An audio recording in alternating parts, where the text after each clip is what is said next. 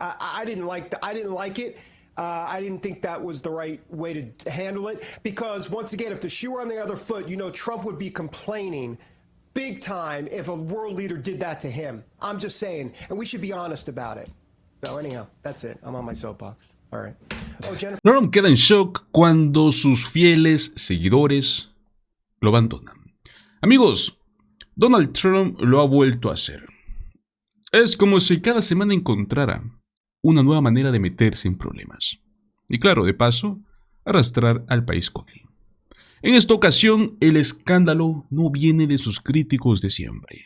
No, amigos, ahora está en la mira de sus propios seguidores. Tal y como lo escuchan, la base MAGA está arremetiendo contra él de una forma brutal. Pero bueno, antes de meternos de lleno en todo este incendio interno en el trumpismo, hay algo más que vi en las noticias recientemente y que honestamente es algo de molestarse. Tiene que ver con Pete Hegseth, el comentarista de Fox News, que vive pegado a la propaganda de extrema derecha. Veamos esto. To think it relies only on my strength would leave me completely incapable of addressing the issues of the day or those going forward. And knowing that there's an author in heaven overseeing all of this, who's underwritten all of it for us on the cross, gives me the strength to proceed and to look out at this audience and know there are so many others online here at the Defense Department who share that understanding.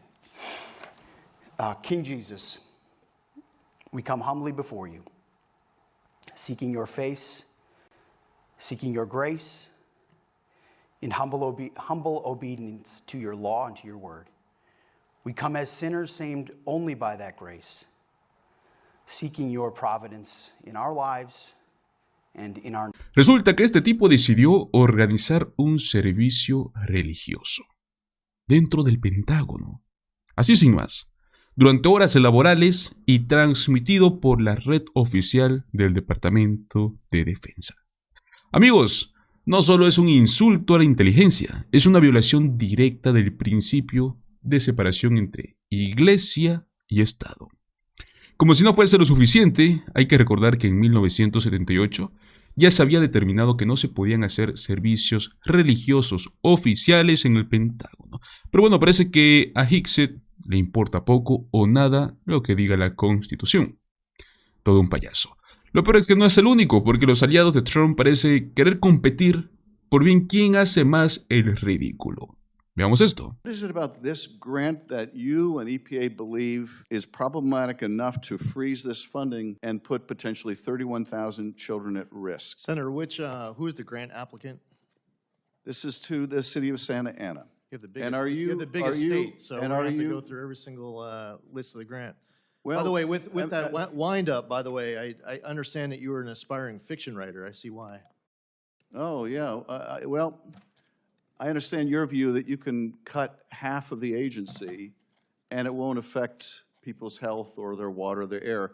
That, to me, is a big fiction, Mr. Zeldin. You've and forgot about the if fact of cleaning up I have to the think, LA Mr. Zeldin, wildfires I think, or Mr. Zeldin, president when I was in San Diego, if your children were with the drinking Tijuana water, River sewage crisis, if your apparently children we're going were out on our drinking own for water that. in Santa Ana, Mr. Zeldin, maybe you wouldn't be so cavalier about whether there was lead in their water. Maybe you would give a damn instead of coming in here and suggesting that any grant that takes lead out of the water must be waste, fraud, or abuse because you gentleman's need time has because expired. you Who said need that? The whole the thing, money for a everything tax you cut said, for rich people your time. It's all because make-believe. you're totally beholden to the oil industry. The This is gentleman's time. You could give a rat's ass about how much It is. cancer Because your agency you're trying to causes. destroy. Completamente vergonzoso, pero créanme amigos, lo peor está por venir. Vamos con lo que todos están esperando. Cómo el propio movimiento MAGA le está dando la espalda a Donald Trump. Todo esto comenzó con una reunión entre Trump y el presidente de Sudáfrica. Una reunión, si es que no la vieron, muy tensa, con varios roces, pero la verdad de esta controversia estalló cuando Trump decidió mostrar un video que, según él, demostraba un supuesto genocidio contra agricultores blancos. Veamos esto. The president was then asked what it would take to convince him there was no white genocide. Ramaphosa jumping in. It will take President Trump listening to the voices of South Africans, some of whom are his good friends. Then, in an unprecedented move, President Trump directed an aide to play a video for the visiting president. Excuse me, turn the lights down. Turn the lights down. Showing South African opposition leaders calling for violence against white farmers and alleged burial sites. I'd like to know where that is, because this I've never seen. Okay. I mean, it's in South Africa. Lo que Trump presentó fue un video completamente engañoso. Afirmó que mostraba cementerios masivos con cruces blancas como evidencia de miles de asesinatos de granjeros blancos. Pero amigos, aquí es donde los hechos importan. Ese video en realidad muestra una manifestación que fue realizada en el año 2020 para denunciar la violencia contra granjeros de todas las razas en Sudáfrica. Específicamente, hablamos de una protesta que fue tras el asesinato de 2 agricultores durante un robo.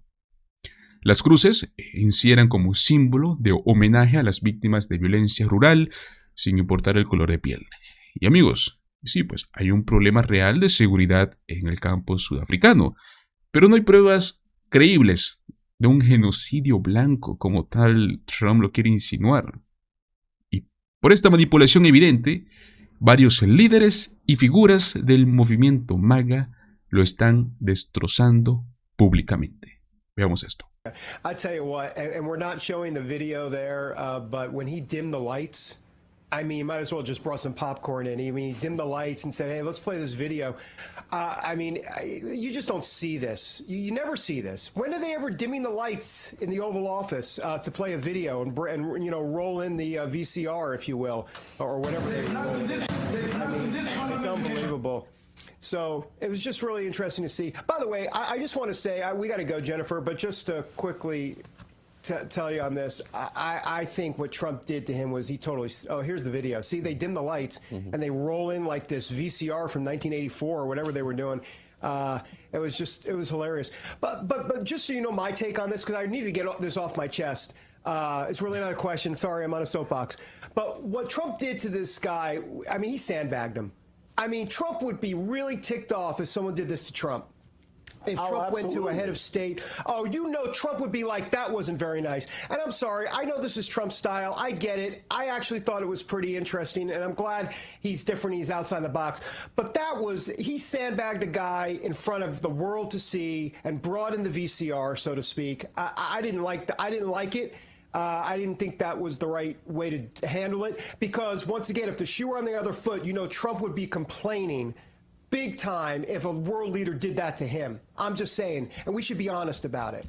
So anyhow, that's it. I'm on my soapbox. All right. Oh, Jennifer. Y sí, pues como si no fuese suficiente, incluso en Fox News, el bastión de la ultraderecha mediática, se atrevieron a criticarlo. We have thousands of stories talking about it, and we have documentaries, we have news stories, and that. Is Natalie here? Somebody here to turn that? Trump forcing Ramaphosa to sit through a video purporting to substantiate the disputed genocide claims. A source with knowledge of the video's origins tells Fox it is political propaganda created by one of Ramaphosa's opponents, Julius Malema. These are burial sites right here. Burial sites. Over 1,000 of white farmers. According to the Washington Post, the crosses shown are not graves, but part of a protest years ago against violence to white landowners, which South African leaders say is exaggerated. There is criminality in our country. People who do get killed, unfortunately through criminal activity, are not only white people.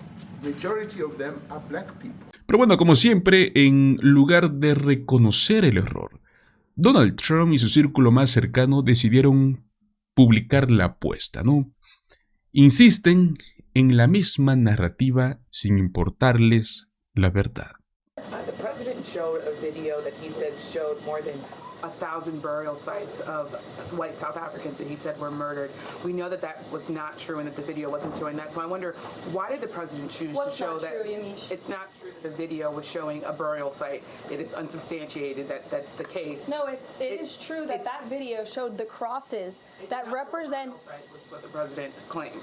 The video showed images of crosses in South Africa about white farmers who have been killed and politically persecuted because of the color of their skin. The president and those claimed crosses that it are was showing representing their burial. lives. Those crosses are representing their lives in the fact that they are now dead and their government did nothing about it. Are you disputing that there's no... Disputing the fact that the video showed what the president claimed it showed, because it did not show that. But even more, what I'm asking you is who at the No, it White did House... show that. It showed white crosses representing people who have perished because of racial persecution. Verifies the videos that the president shows, and what protocols are in place when there's unsubstantiated information being put out for the world and world leaders to Yamiche, show? what's unsubstantiated about the video? The video shows crosses that represent the dead bodies of people who were racially persecuted by their government. In fact, the Associated Press, of all places, has a picture of that very monument, and the caption from the Associated Press is, "Each cross marks a white farmer who has been killed in a farm murder."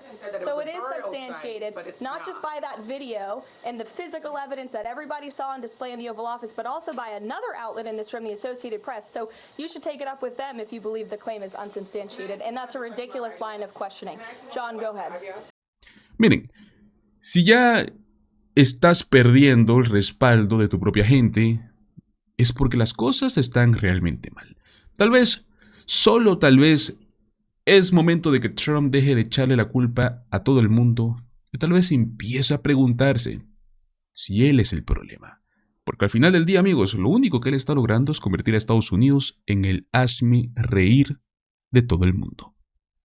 Pero bueno, señores, no es lo único, diría complicado, ¿no?, que sucedió en estos 2 últimos días. Y es que vamos a hablar de algo que sinceramente es una locura.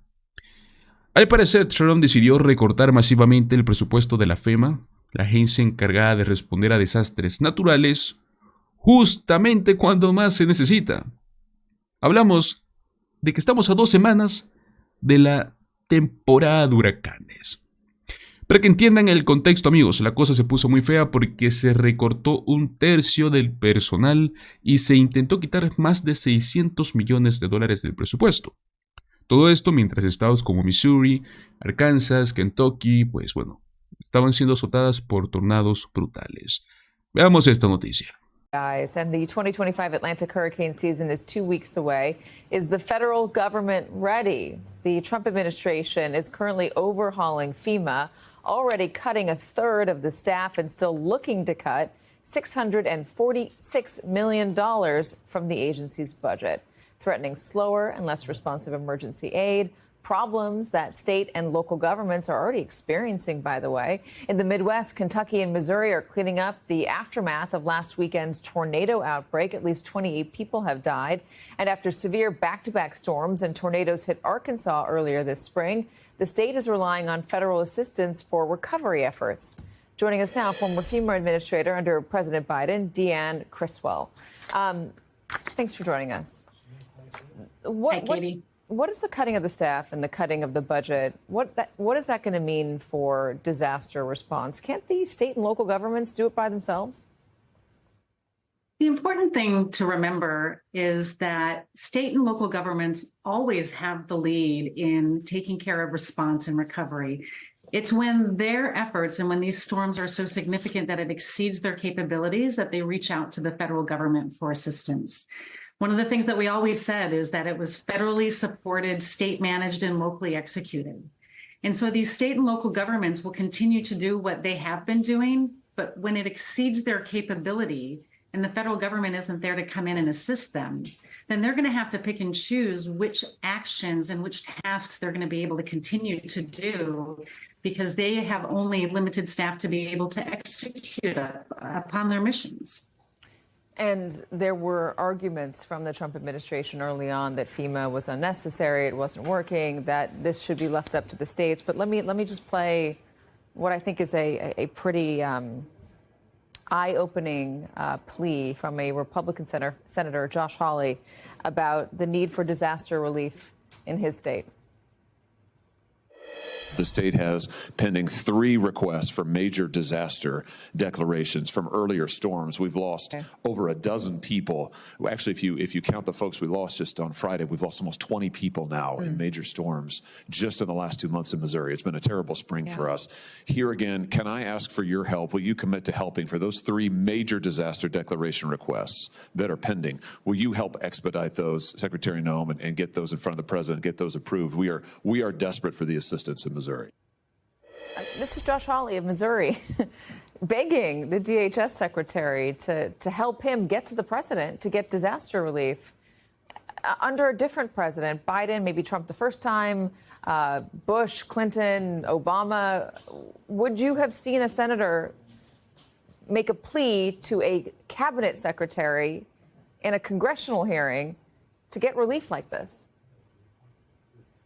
No, what you would have seen, not just in the 4 years that I served, but in all of the past administrations, the first thing that the FEMA administrator does is contact that governor and then typically travels within the first few days when it's so significant, like what we saw in Missouri and Kentucky, to go understand firsthand what the impacts to those communities are.